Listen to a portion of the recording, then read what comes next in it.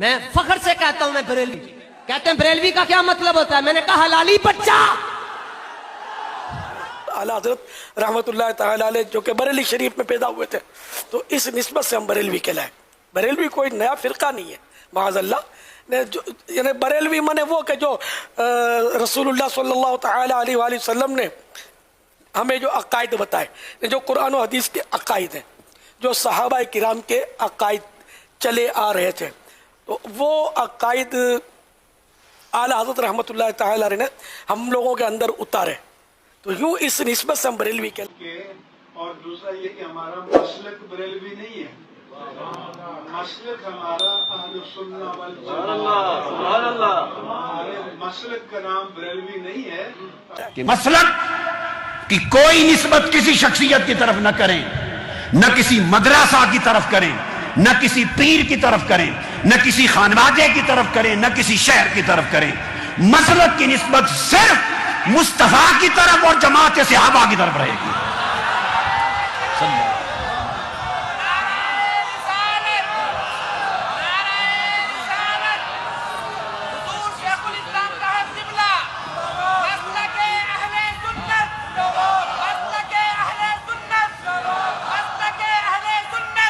جب آپ اپنے مسلک کو شخصیتوں کی طرف یا مدرسوں کی طرف یا اپنے پیروں اور سلسلوں کی طرف اور شہروں کی طرف منسوب کرنے لگ جائیں گے تو آپ کا سواد اعظم ٹکڑوں میں بٹ جائے گا اور آپ فرقے بن جائیں گے. اور فرقے حضور نے فرمایا 72 کے 72 فرقے جہنم میں جائیں گے. جنت میں فرقہ کوئی نہیں جائے گا، جنت میں تو سواد اعظم جائے گا اگر جماعت رہے گی، امت کی اکثریت رہے گی. پھر پاکستان اور ہندوستان والوں یہ سمجھو کہ جو گورکھ دھندے آپ کے ہیں، جو مسائل آپ کے ہیں، جن باتوں پر آپ فتوے لیے پھرتے ہیں، انہیں ہندوستان سے باہر تو ان باتوں کو جانتا ہی کوئی نہیں. وہ اہل سنت جو ملک کے شام میں رہتے ہیں ان پر کیا کہیں گے؟ وہ جو مصر میں کل اہل سنت ہیں ان پر کیا فتوہ لگائیں گے؟ وہ سنی ہیں یا نہیں؟ وہ فلاں کے بارے میں کیا کہتے ہیں، فلاں کے بارے وہ فلاں بلا کو جانتے ہی نہیں ہیں. اردن و فلسطین میں اہل سنت ہے کیا کہیں گے؟ عراق میں اہل سنت ہیں ان پر کیا کہیں گے؟ ان کو تو پتہ ہی نہیں. یہ ہمارے ہند کے معاملات ہیں. تو ہندوستان کو مسلک اہل سنت کے اوپر نہ چڑھاؤ، مسلک کو ساری دنیا کے اوپر رہنے دو، علاقے کو نہ بڑھاؤ. چونکہ مسلک تو مغرب میں بھی اہل سنت ہے، سوڈان میں بھی اہل سنت، لیبیا میں بھی اہل سنت، لیبیا کے بعد الجزائر میں بھی اہل سنت، ٹیونس میں بھی اہل سنت، عراق اور فلسطین اور اردن میں بھی اہل سنت، ملائیشیا انڈونیشیا میں بھی اہل سنت. ارے اہل سنت کا عقیدہ آقا کا میلاد ماننے والوں کا عقیدہ، حضور کی غلامی محبت کا دم بھرنے والوں کا عقیدہ تو دنیا کی 50 مسلمان ریاستوں میں ہے، بلکہ 56 میں سے کم از کم 52 اسلامی ریاستوں میں ہے. وہ تو ہمارے انڈیا کے معاملات سے واقف ہی نہیں ہیں، انہیں تو یہاں کی بولی نہیں آتی، یہاں کے مسائل سے واقف نہیں.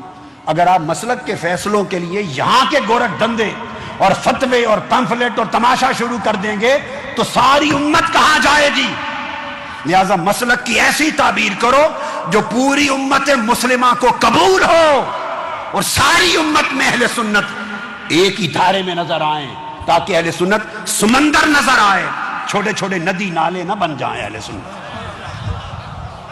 سمندر نظر آئے. میرا نقطہ نظر، میں بریلوی اور دیوبندی ان کو مسلک نہیں مانتا. یہ مسلک ہے ہی نہیں. ان کو مسلک بنانا ہی انتہا پسند سوچ ہے. یہ تو ایک الگ بات ہوگی. یہ دو مدارس ہیں انڈیا میں، دو شہر ہیں، ان سے پڑھ کے آنے والے دیوبندی کہلائیں یا بریلوی کہلائیں، مگر انہیں مسلک کا عنوان دینا بذات خود مس انٹرپریٹیشن آف ریلیجن ہے، مذہب کی غلط تعبیر ہے. یہاں سے تنگ نظری جنم لیتی ہے اور جو دین اور مذہب کا ایک سمندر ہے اسے تنگ کر کے آپ ندی نالا بنا دیتے ہیں. ٹھیک، اس کو نہ دیوبندی چھاپ ہے نہ بریلوی چھاپ ہے. وہی میں دیکھ رہا تھا، ایک طرف انور شاہ کشمیری صاحب کے اور ایک طرف، یعنی ہم نے علوم کو جمع کیا ہے اور اعتدال پیدا کیا علم میں. یہ بات صحیح ہے. اور یہ سارے علوم عرب اور عجم کے اساتذہ اپنے والد گرامی کے ذریعے، وہ بھی بغداد اور ان تمام عرب ممالک میں فلسطین تک پڑھے، یہ کر کے ان کو میں نے جمع کیا ہے. اکتساب فیض کیا ہے، اور اس طرح یہ پوری دنیا اسلام سے علم کے جو سرچشمے تھے وہاں سے لے کے تو اور ساتھ آپ کی یہ ماڈرن ایجوکیشن ماڈرن ایجوکیشن اس کے ساتھ کمبائنڈ